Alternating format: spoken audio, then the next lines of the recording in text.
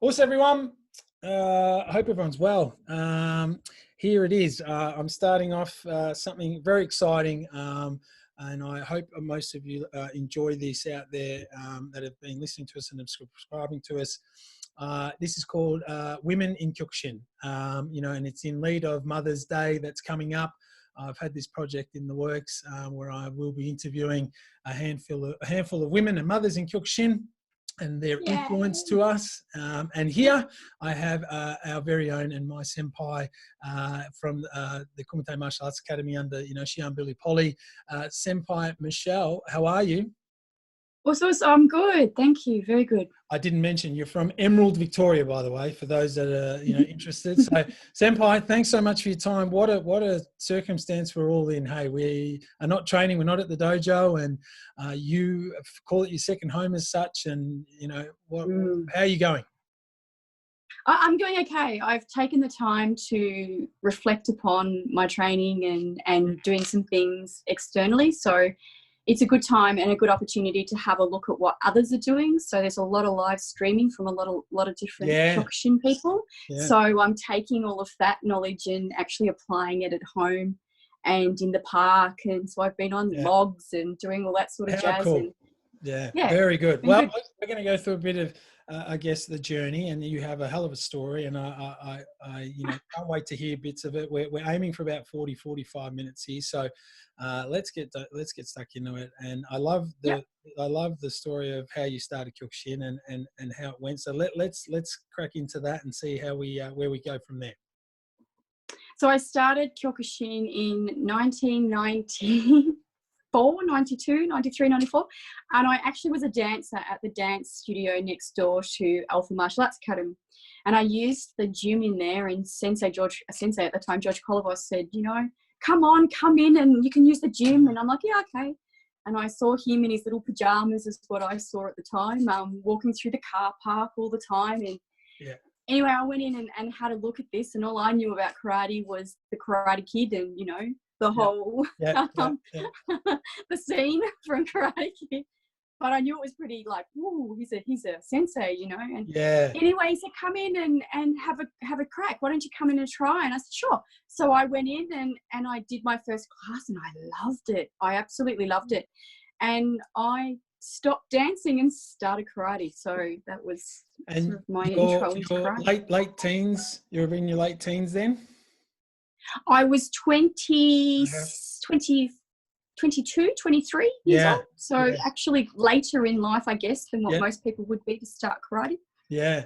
So you and Shihan George Kolovos, still continuing to this day. I'll be getting him on later on. So this is, a renowned sensei and Shihan, in Melbourne, and you are loving it. Why? I just, dancing is actually quite a rigorous sport, art, whatever you want to call it. It's very disciplined. You don't talk. You stand in a line. Right. You work your body. You look after your body as much as you can. And so I was used to the discipline, and I loved the discipline. The discipline was really awesome, and it was just different to what I was used to. So already having flexibility, already having muscle tone, already having those things that were important to lifting your leg and doing those things was actually a bit of an advance for me. Made it a bit easier, but learning to punch, my dad's a boxer, so I was able to incorporate some of that as well. So a kind of a bit of a natural flow, I guess, into that arena. So now, loved it.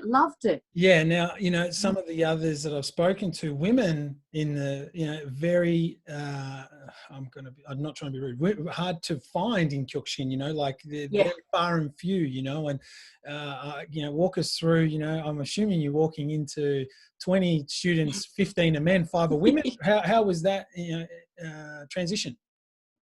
I was very fortunate that with then Sensei Shihan George's dojo, we had women. So I was very lucky to train with then Sensei Maria Jibbalisco, now obviously Shihan Maria Rich.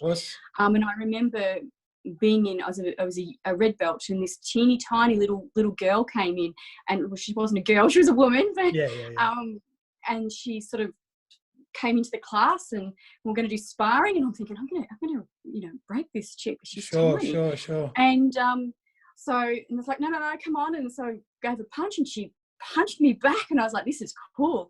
And that was Sensei Kiley Baker. So, you know, coming into when we first started back then, you know, in those sorts of things, the women that I trained with were tough. They were tough. So it was great. We were able to kick and punch quite equally, and the guys didn't hold back. We were in there just as much as we gave as good as we got. So. Yeah. So you get you're in, and as I say to many, you're in and you're hooked, and you know you're looking up to a sensei now, 3rd Dan black belt, you know, so rare back then to respect of that, and then you are thrilled by trying to work towards a black belt. Were you thrilled towards tournaments? You know, that drive and motivation was what? Oh, you know, I did my first grading, and I remember standing there thinking, wow, this is kind of big. And at that stage, you know, you had the shinai and you had the whole silence. You do not speak, you stand, you don't move. It was very, very regimented, old school. And I remember doing this grading and giving it my all and thinking, oh, that was really cool. That pushed me. And I like that push. It pushed me beyond what I was at the time and who I was as a person, mentally as well as physically. And when you get that belt and they give you this belt in this little ceremonious way, you kind of like, wow, look what I just did. And that's the part that I really enjoyed and that I really found pushed me even more. And when I started learning about the philosophies a bit more and getting into it a bit more, I wanted to fight. And I remember Shihan George at the time saying, I don't know that you've got what it takes to be a fighter, and me going, right, I'll show you. And that's when, you know, Shihan Maria said to me, come on, let's set some goals. And we did, and I just kept progressing through the ranks, and I trained between 5 to 7 days a week. So I was right in it, and I worked and went straight to training and straight home again. And I sort of went between the City Dojo, Mooney Ponds and Eltham. So I sort of went between all three, and then I started entering tournaments, and they were the NAS back then, non-contact. I think I got disqualified from all the non-contact ones actually. I'm hitting too hard, but yeah, just started entering tournaments, and I didn't win that many. So it was a bit of a challenge to go, I've got to make this better. And Shihan Maria was really tough. She was like, no, this is what I expect, and this is how we're going to go, and let's work. And we worked on it, and we worked our way up. And so from about green belts to my shodan was 2 years to 3 years worth of tournaments every 6 to 8 weeks. We did state titles, and we aimed for the national title, the Australian title in 1996. And I actually won that title, and it was a bit of a, it was amazing. That was a real, gave me a real introduction to full contact fighting around the world. So that led into the world tournament, that led into North America. I fought in North America as well. So, you know, leading into those things, it was just amazing. I just loved it. I really still do. And that's the cool bit. So, you know, well done, and way to, you know, summarize that. Like I say to many, you know, you get this window, and you know, we could talk about that side of it for so long, but we're working through it. So what a nice way to then get, you know, a championship under you, you know, and see and taste and feel what I guess the masters of our always spoke about. You know, you've got to win one to understand it. So then you've got that, and then you head overseas. Now as you're heading overseas and competing against the best in the world, and you're in your mid-20s, and I guess there's nightlife, and then there's you know, again, and I mean these interviews with all respect and understanding and appreciating what the females go through. And you know, there's changes, and so you've committed. So you committed a lot, and then continue on for me, because I know a bit of it from there. So, you know, I was single, very, very single, so no partner, because didn't have time for that, and I was too busy training, so it was kind of interrupting my training time. So all I wanted to do was train, and I spent 2 years training with Sensei Gary O'Neill. So he was my trainer up for the world tournament. Shihan Judd as well was my trainer during that stage for about 12 months. So spending time with these people was really cool. And getting to Japan and sort of going, oh my gosh, this is this is what I've worked so hard for.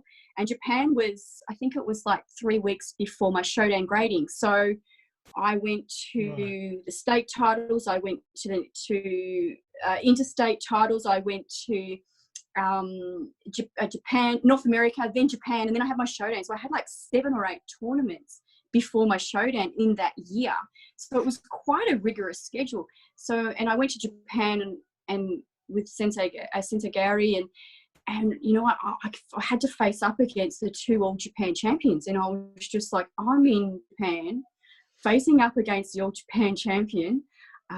Wow, this is big, and they don't come lightly. And I actually bet both All Japan champions to go through the rounds, and I did 2 extensions on both fights. So I was fighting 9 minutes per fight. Wow. And that's tough. That's tough stuff. That's just into the next round. And I actually didn't get through the following round, and came home, and I did my Shodan, and that was tough. But I was in fight mode. You know, you're in this space where you're just, everything is about fighting, and my nutrition was really good. My body repair, my recovery, all of those things was on par. So I came home, and a week later I went out one night and I met my now husband, and got pregnant. And my fighting career kind of stopped.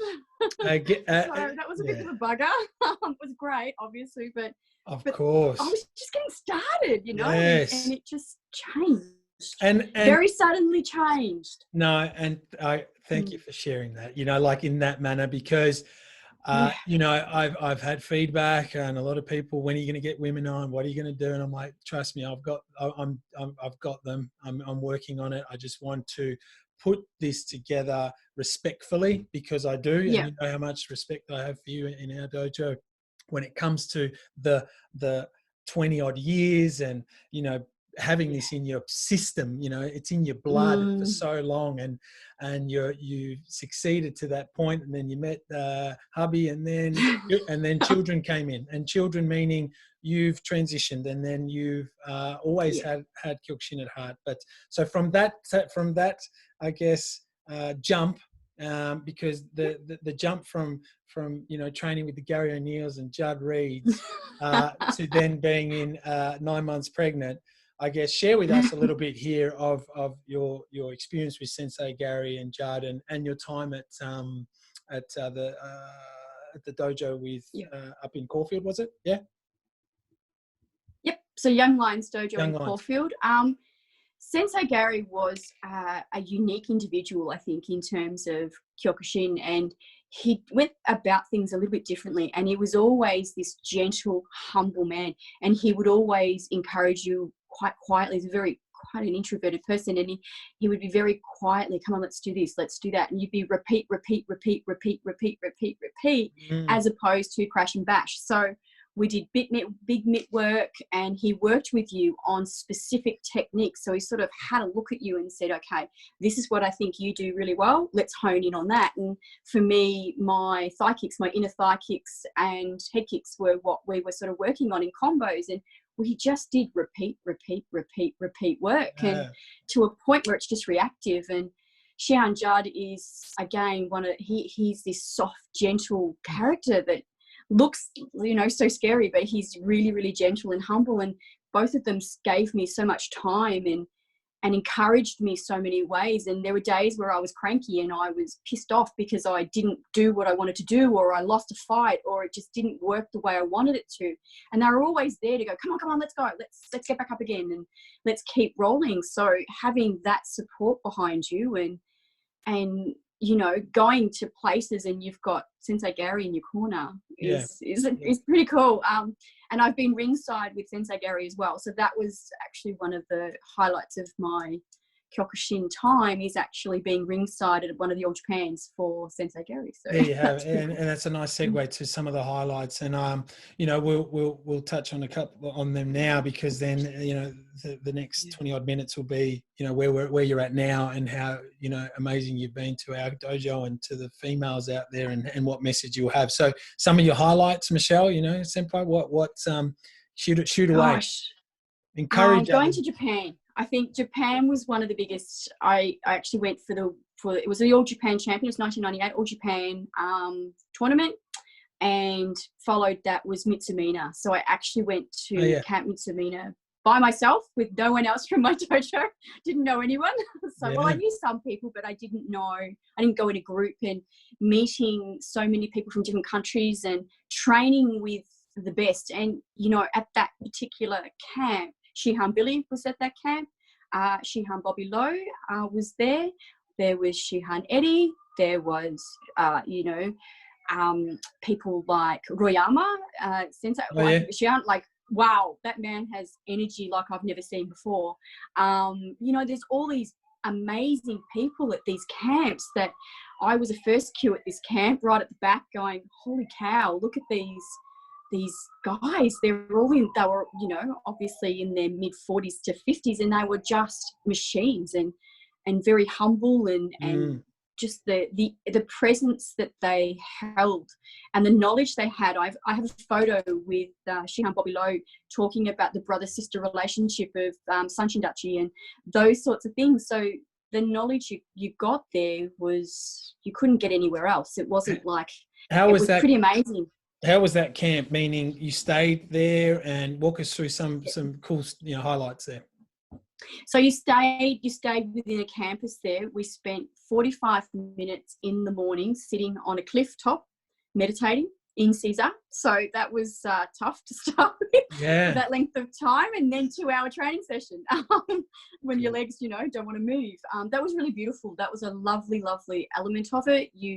Then you walked all the way into the mountain, so up the mountain, down the mountain, into the waterfall, and actually did waterfall training with Kancho Matsui as well. So it was some of those names there doing the waterfall training and in that side of things, and then back out you get and go again, and watching Shihan Royama just hitting trees, like kicking these trees, and I'm sitting there going, wow, that's really wow.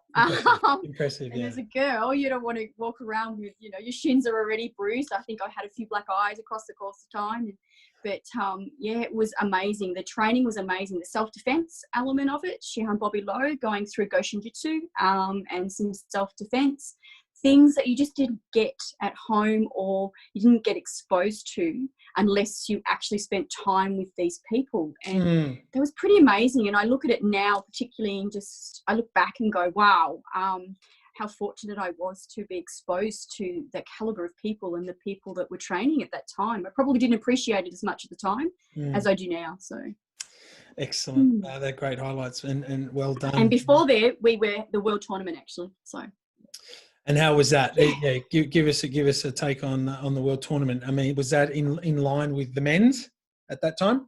Yeah, so it was in line with the All Japan. So it was the second women's world tournaments for IKO 1, and it was big. It was massive. And if you, as a female fighter, we don't have a lot of weight categories, and we don't fight that many people. Generally speaking, in a tournament, you're lucky to do 3 fights. And they generally go to extension. They, usually do. But you're lucky to sort of get anywhere past 3 fights. But this was like the hundreds of women that were all fighting for this one spot, which was phenomenal. And it was pretty scary. I think the third round, I had one of the Russian women who kicked me in the thigh. She got a wazari, and I was like, what the hell just hit me? It was harder than any of the guys in the dojo had ever kicked me. And I'm just like, wow. But that was huge. The 2 All Japan champions, I was really like, I got to do my best in this. And Sensei Gary had my nutrition under control. He was very big on your nutrition and your macros back then. I think we used to zone back then. Very, very big on that side of things. So getting my food right, getting my weight right, getting all those things right to go and going these extensions with these 2 Japan girls in Japan was amazing, and coming out with the win from those 2 was just sensational. And it followed through into the finals. We fought at Tokyo Dome, which was pretty awesome, and then we had the All Japan for the men's, and Sensei Gary had he had a 1 match actually with Peter Sawicki, Shihan Peter Sawicki from Poland. That is was like watching a mirror image. that was Yeah. an amazing fight to watch if you ever get a chance to look at that fight. But it Yeah. was I put it up. crowds like the MCG, you know, it was phenomenal, really phenomenal. Very and these good. people walking around that you were like, whoa, royalty, you know, the fighters. And yeah, it Great. was sensational. Loved it. Very good. That's cool. Yeah. Look at the buzz and the fun there. And then motherhood came. And good on you, because you've transitioned that. So let's share with some people here, with people in respect of, you worked on, let's go through that showdown phase, or after this had stopped to an extent, and to again, you know, your 3 lovely boys, your business, and how you were working around, you know, wife, motherhood, and being, you know, that female that loved Kyokushin karate. Once I got pregnant, I was sent out to, and once I got my showdown, I was sent out to Eltham Dojo with Sensei Trevor Elmsley. Okay. So to help him, so I had a belly out in front, still training, still teaching, right up through 2 babies, I think, and I pulled a muscle in my second pregnancy, so I couldn't actually train after that, and I had to take some time off. In that time off, I decided to start a business.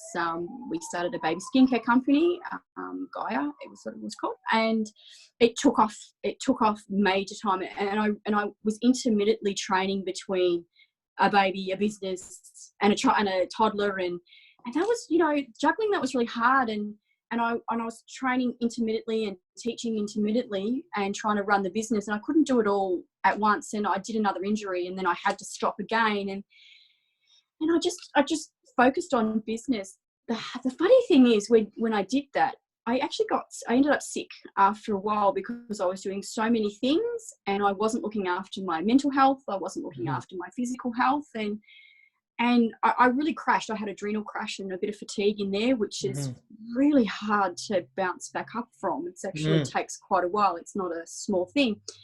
But realizing karate helped my mental state, not just my physical state. What it did for me mentally was huge, and not having that, I lost the amount of grit that I used to have, the perseverance to push, the Osno Seshin, you know, that sort of side of things was lacking, and I built this business up with my husband, and we had 20 odd employees, and it was massive, and it became a household name, and I was lacking something, and I started back again with Sensei Trevor, and we started intermittently training again, and I really missed it. I really missed that side of things, but I just couldn't juggle my family at the same time as a business, at the same time as training, and so I had I think the total with no training was about 7 years that I actually didn't train. Sure. And then the kids got older. I had 3 children. They got older and older, and when they got that little bit older, I went back again, intermittently again. And then I saw the Arnold Classics, and I was watching that at home, thinking, it was live streamed this year, and every year I live streamed it, and thought, oh, what's going on in there? And one year I thought, I'm going to go in there. I'm going to go and check it out. And I went back in, and I bumped into then Sensei Wayne Murphy, who said, you belong in a dojo, girl, get your butt back in there, and said, I'll help you do it. And I went down to him, and I just got myself ready. My exercise physiologist got my body ready, and I just walked back. I said, where do I go? Where am I going to train? And he said, go down to see Sensei Pat at Nunawading. And I think I walked in your door and said, hey, I rang you, I think, and said, oh, yeah, this is what I'm thinking of doing. And you said, I watched your background. And I said, oh, yeah, try with this and this. And you said, pardon? Because we didn't know each other. We were like, who the hell's this chick who's done all of this? And obviously different surname back then. So back then I was Michelle Turner, so not Vogrinec. And the rest was history, I think. And I realised how much the essence of Kyokushin is within me, and how much I missed it, and how much it contributes to who I am as a person, and the Budo way, and the philosophies, and all of the mottos that Sosai had that contribute to me being the best functioning person that I can be, and how much I missed it. And I don't know how I went so long without it, actually. Oh, you were busy. I was busy. and you know, I mean, you've put that very humbly, Michelle Senpai. You know, that the three boys and the business, and it's very challenging for men. And then how could it be, for women? And this is the angle of appreciation and I guess and respect that I'm targeting here in who I'm talking to over in this lead up to Mother's Day, and then moving forward with women in Kyokushin. Because if you think, the men have their stories, and they're fortunate to have, the extra world tournaments and so on, but the women have, much amazing story as well of grit, perseverance. And when we met, I go in the merit of, why are you here? I'm not sure if you remember, but I was like, why are you here? Not why are you here? Like, why are you here? Yeah. And then I remember that. Your answer was very similar to what you just said then. And, your why is what's impressive, because other students and other senpais' whys, because, and it veers off, whatever it may be. Your why's always been the love, the absolute love of Kyokushin. And, and with that, you've come to our dojo in Nunawading and been under Shihan Billy and myself. And we, in my dojo, for those, we have, nearly 25 adults at any given moment, 16, 18 training. How many females? 2 or 3. 2 or 3. Yeah, if we're lucky. Yeah.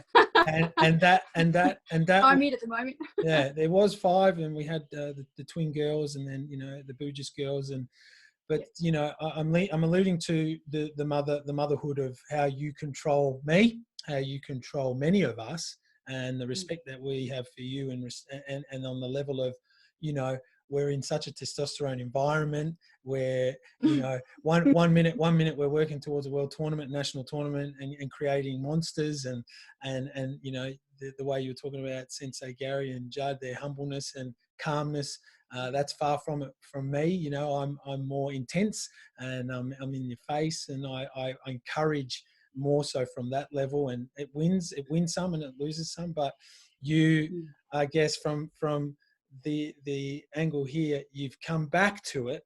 You don't, this isn't about me as such, this is more about you, how you're transitioning to, and sharing, teaching the kids and getting your lead up towards what we are getting to is your Nidan. So, you had your showdown for so long, you came to us, we put a bit of a game plan in place, and within 3 years of your commitment, 2 to 3 times, some 4 times a week training, and go from there. So how are you more driven towards that via, what was in front of you with us? Well, I have to be organised for a start. So, my boys are now, 14, 8, just about to turn 18, and one's about to turn 21. So I can leave the house now confidently knowing they're not going to kill each other. Well, actually, I don't really confidently know that. But I can confidently leave the house with that. So I usually put my slow cooker on in the morning on a Monday and Wednesday when I have to go to training, and it's all very much, this is how it's got to be. Otherwise, I can't get to training. And the boys are all quite fine with that and working with that. And I think doing a showdown is a really different grading than doing your Nidan. And I loved the journey that I had into Nidan. And your showdown, you're so busy getting these techniques and just on autopilot. You just go. You're standing there, you're just repeating techniques to a class without, not a lot of thought. I don't think that's the right thing to say, but you're just on autopilot getting through this thing. And you're usually you're in tournament mode, you're fighting all the time. So you're in fight mode, which is very, very different, I think, in the Nidan area. And working towards that, I was learning all this stuff and breaking things down and learning the bunkai in 5 different ways and things that I'd never really thought about before. And I was learning more philosophy and suddenly going, that makes more sense. Sorry, one of my children is just waving to me now. So that makes more sense on why that's like that and how we went about that. And then I had to up I'm 47, so up my training game. It's a long grading. And so I started doing our normal 2-hour session. Then I increased that to 3 hours. And then I was doing 4-hour blocks of once to twice a week. And I remember the first one I did, I went home and I was in tears, And my husband said, what are you doing? And I'm going, it's all right. I'm going to be fine. I just need to cry. I'm so tired. And I was just, you know, and then the next day I got up and it was all fine. But, you know, managing injury, managing my body, managing my mental health, managing my physical health, recovery. There were so many facets that were really important on this journey. And I did it quite differently to what I did to my Shodan. And you know, I made sure that my mental health was on track. I think I showed you my phone. My phone had a screensaver on it that said, I will master my grading. I will get my Nidan. So telling myself those stories, and this is, I'm going to be the master of this grading. I'm not going to let this defeat me. And that side of things was really important. And just, I went into it really differently. I went into the grading on the morning of the grading. I went in there saying, I'm going to enjoy this day. I'm actually going to have a great time. And we worked through all of the processes on the day, and I actually did enjoy them. I actually really enjoyed the journey. I remember stuffing up my kata completely, which kata is usually my thing. I was like, oh my gosh, how could I do that? I'm blank, completely blank. The good thing there, though, was that the 2 green belts that were grading on the day did the same kata that I did, and they did it perfectly. And why I'm so excited about that was because I taught them. So I didn't mind being shown up by the green belts that did an awesome job with it, which also for me was a great reflection of, you know what, I went blank, that's fine, move on. And I just kept moving through the motions and preparing for physical. So 50 fights, we did a 50-man kumite, 51 actually. And, you know, I just took fight by fight. Yeah. I didn't worry about there's 20 to go, you know, fight by fight. Now, for those out there, Michelle Senpai, I put a lot of pressure on her. I put the pressure on because, and we've spoken about this, but you may hear something new. But I put the pressure on because of your ability. You know, you have what it takes, and you had some hurdles and you had some challenges, and that was injury. that was the Nidan level, the space that we were targeting you with, because there's not many Nidan females under our group, let alone in the world. And we had a window here to, you know, make sure that we had an awesome one. You know, the level that you would bring, chopped and changed, but you had a lot of, you know, you have a lot on, and with that you brought it. And I kept saying to you, you just keep going, keep building on what you're doing. You know, the trick to Nidan that I grew with was, I don't need to know all the stuff on the Nidan to be a Nidan, you know, straight away.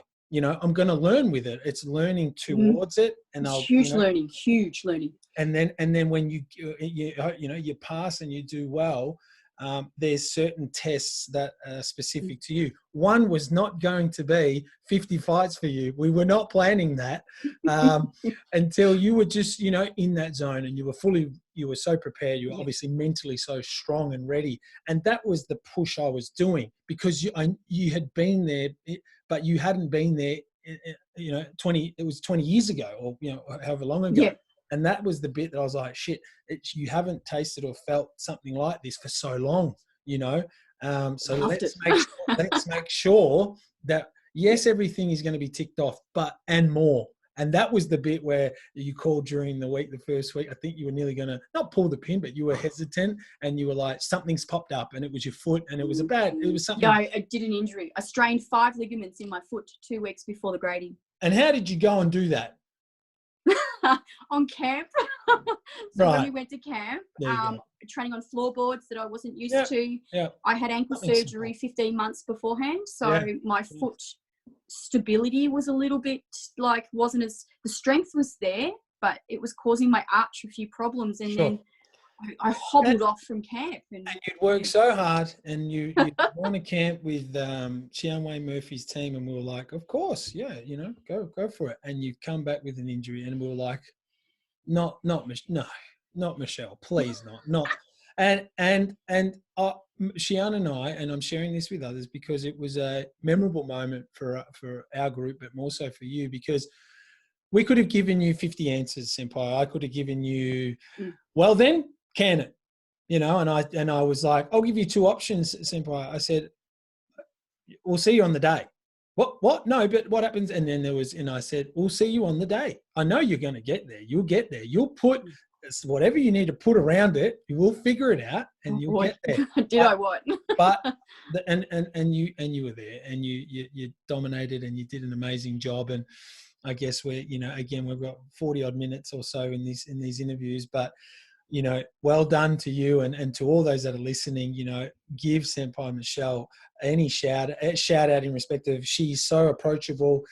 She's someone that loves helping anyone, males and females, because she helps a lot of our dojo boys and puts us back in line. And whether it's that odd kick into the groin or that head kick that pops out of nowhere, it's still there. And Senpai, what I'd like is you to share with, I guess, us, what it is, what for you is ahead.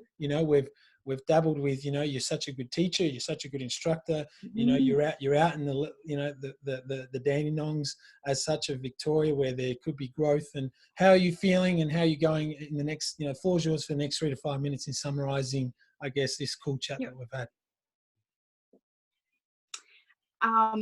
After selling our business last year, I've also sort of kind of got a blank canvas in life to sort of have a look at. So I am looking at future things at the moment. And for me, I really fell in love with the Goshin and the Kazushi techniques when we were doing them in class and leading up to the grading.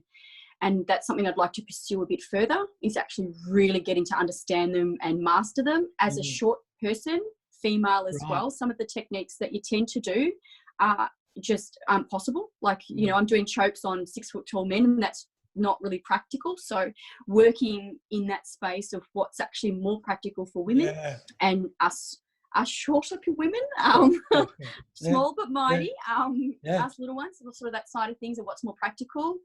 Kata, I really love kata. I love the application of kata, and people, you often see on social media, what's kata and why is this so beneficial? And gosh, why isn't it beneficial, I think, is probably the question.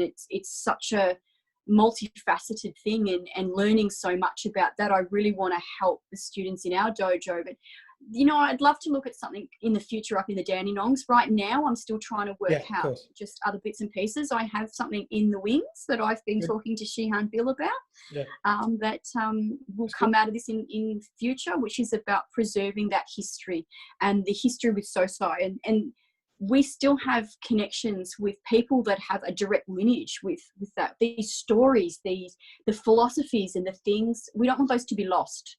So really trying to make sure that we work in that space. And I'd love to work with some of the younger girls in our dojo, Zoe, or with the triplets or the twins, part of the triplets, to get into that tournament space, coaching the women and getting them into that space. We do fight differently to men, yet we train like men. So getting in there and working with some of the women at the moment. And, from BKK perspective, growing that organisation, from behind the scenes more so in the front line, and being able to work through there and helping some of the dojo operators in the interim with that, as opposed to going off and starting mine. So it's just trying to get that side of things a little bit more settled first. Very good. And I guess, and then you never know. And I love the wording that Shihan Billy would say, is everyone has their place. Everything has a place in Kyokushin, and you've just, highlighted perfectly some of the awesome stuff that's going to keep you very, very busy, but more so on the mat, which is what you love most. And when you're always there, you challenge me and you challenge so many others, in a positive way, in like, how do we adjust? How do we think of things? And that is a really cool thing. So Senpai Michelle, thank you so much for your time. The Women in Karate is an important project for me here, and I appreciate you being my first guest on this, as was Shihan Billy from our dojo. But in the long run here, my thanks to you, but more so happy Mother's Day coming up. And you inspire us all, in respect of, what you've done and how you're going through things and how you've, evolved and persevered. So a big wish to you. If you've got any final things to say, go for it. Just keep going, keep pushing, keep learning, keep growing, keep doing, and fall down 7, get up 8, keep going. Just keep going. Awesome. Ages just keep going. Senpai, thank you so much. Happy Mother's Day. Thank you for you. everything. We'll see you back in the dojo when this shit gets out of the air. But yes, hanging out to get back in the dojo. So actually now, like, you know, yeah. Us. Thank you so much. Us. Okay, us.